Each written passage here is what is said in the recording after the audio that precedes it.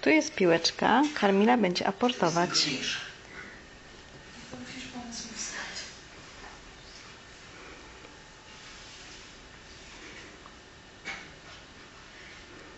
Wiesz co, trzeba zmienić pościel. No. Grzeczna dziewczynka. Grzeczna. Kamila. Jeszcze raz rzucamy.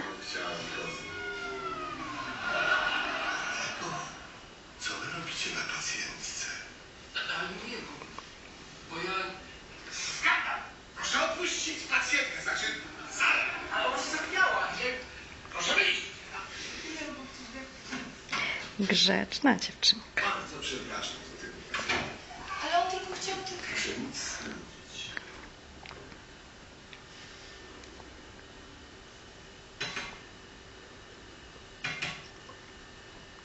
Stawy chore. To słychać? Grzeczna dziewczynka. Czekaj, prawie ręce ci to wyrzucę. Tu masz piłeczkę. Tak. No to może zmierzymy ciśnienie. Proszę. Co pani? Myślałam, że chce pan doktor zmierzyć ciśnienie dolne. Słucham? Doktor Killer tak właśnie badał mi ciśnienie dolne. No to nie trzeba. Panie doktorze, noga mnie już nie boli. Wypisze mnie pan? Trzeba tu ją zatrzymać jakoś. No chodź. Wie pani, ja nie mogę pani tak od razu wypuścić. Widzę No. podejrzany obrzęk. Masz piłeczkę? Hop.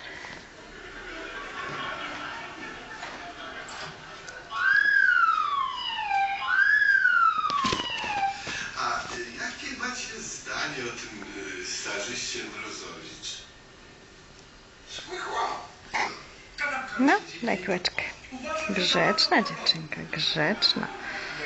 Hop. Pieniądze mi kiedyś pożyczyły, się nie upomina.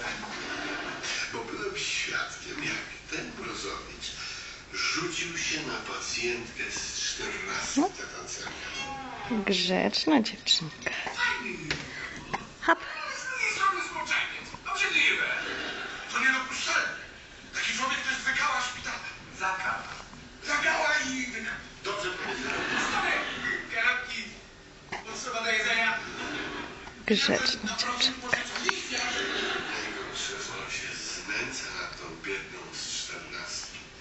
A wiecie panowie, że ona musi dłużej zostać w naszym szpitalu. Powinna. Grzeczna dziewczynka. Hop.